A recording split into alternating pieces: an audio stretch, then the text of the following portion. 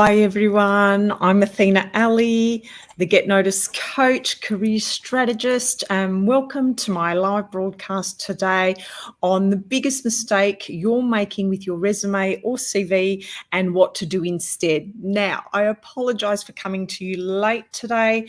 I had some technical issues an hour ago and I just couldn't get on. I couldn't even send a message. So I'm sorry to the people who were going to come on live with me. I will tag you so that you can see this video later on. So many apologies for not being here at 12, but I finally worked it all out and I'm here now. So welcome to the live today. But before I start, I would like to do my acknowledgement to country. So in the spirit of reconciliation, I acknowledge the traditional custodians of country throughout Australia and their connections to land, sea and community.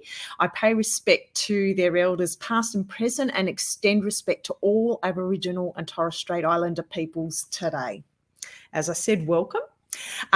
In this weekly live, let's find out what this big mistake is and how you can actually turn that around and start landing interviews for your next role.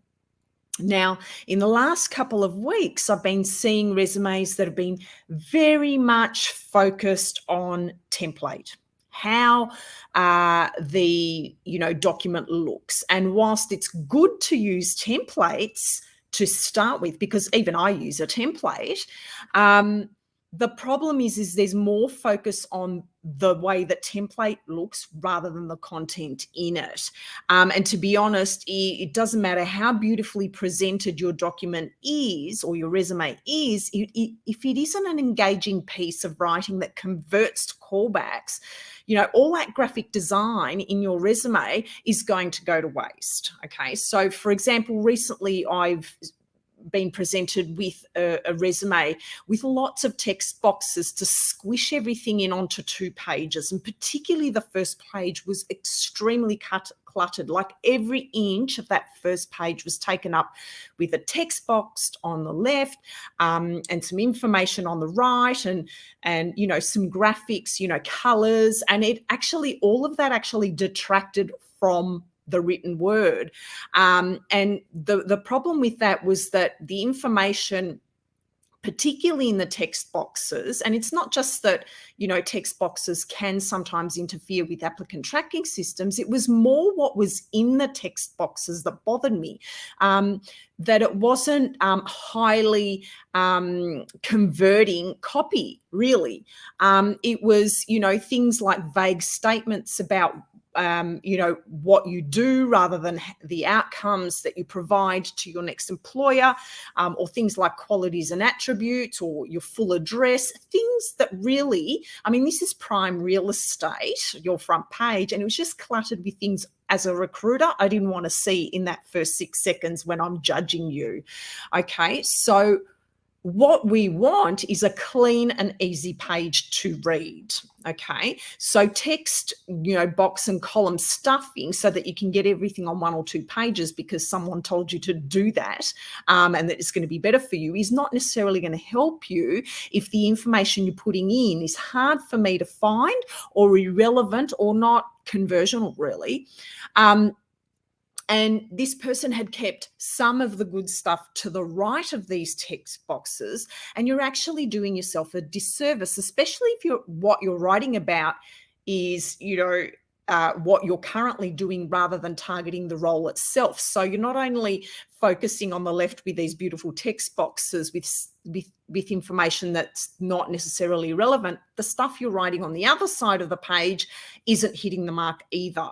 And for me, it's much more preferable to focus on a clean and easy to read design that follows the F pattern, and that's the letter F. Now, you're probably thinking, what on earth are you talking about, Athena? What is this F pattern about? The F pattern is just some science behind the way we read and what we focus on when we're reading.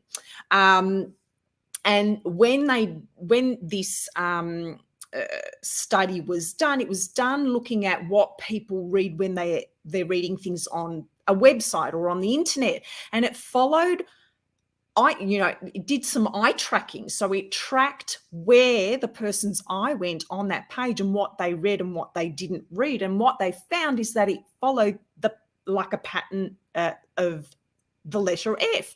So the top part of the F, the straight line, is your headline. And this is why, if you're looking at newspaper articles or even blogs, the headline is the most important piece of copy, because that draws people in straight away. And, if they're interested, they keep reading. And that's why it's so important to have a great headline, state what your, 3 or 4 key strengths are, and having a really strong headline or strong heading up front. Okay.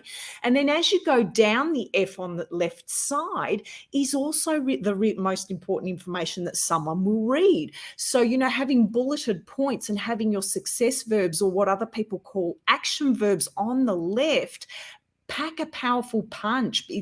If you start a sentence with really powerful words, that draws people in to read the rest on the right.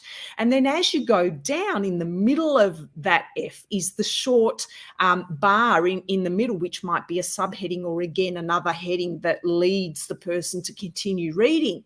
And this is why the first half of a page of a resume is so important to be really, really striking and stand out, because if our eyes do follow those patterns and your first half of the page is not engaging enough, or not giving me the information I'm looking for, chances are I'm either not going to read the rest, or I'm not going to be impressed by the rest, or I'm going to skim through maybe some stuff that's really quite important on the other pages. So it's super important to get that first half to 3/4 of the page really targeted to the role that you're applying for.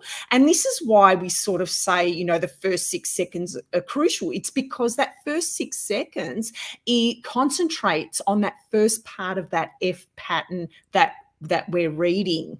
It's just naturally where our eyes fall. Okay. And that's the biggest mistake I actually see people make, is actually where they place their information and place the importance on templates and boxes and things that don't have the right information in them for me to read in the right spots on the resumes. Okay. So don't choose a template for its beauty. Choose a template for the way that it's going to highlight information, and make sure you put the great copy in there.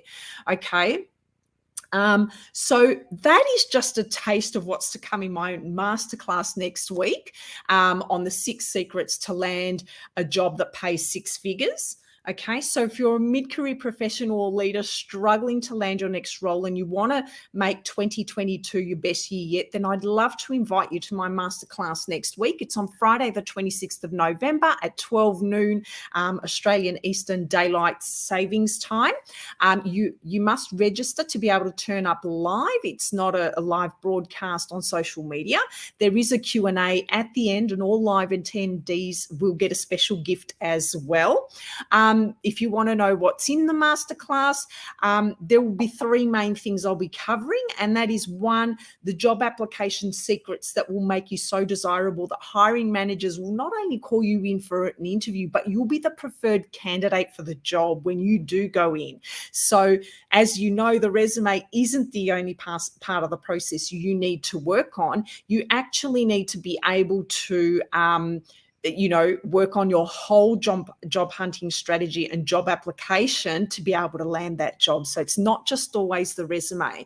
So the second thing is I'll be talking about why you're completely invisible and undervalued in what you're doing right now, and what you can do to stand out and become the only choice for the job. The third thing I'll be going through is my 6-step proven process to getting you hired in your ideal role in 2022 and make waking up on Monday mornings, pleasurable, just like it did for my 21 clients and prior as well. Now, every year this masterclass is the most popular, and that's because people want to set their intentions and their goals for next year and position themselves for a really great role for the next year. So don't delay. Definitely sign up. I'd love to see you at this masterclass. So I will add a link below when I finish the broadcast, and you can join in next Friday with me. I hope you enjoyed that big tip around what to do with your resume to make it stand out, and what that big mistake is and how to fix it. Have a great day, and I guess I'll see you next week. Bye.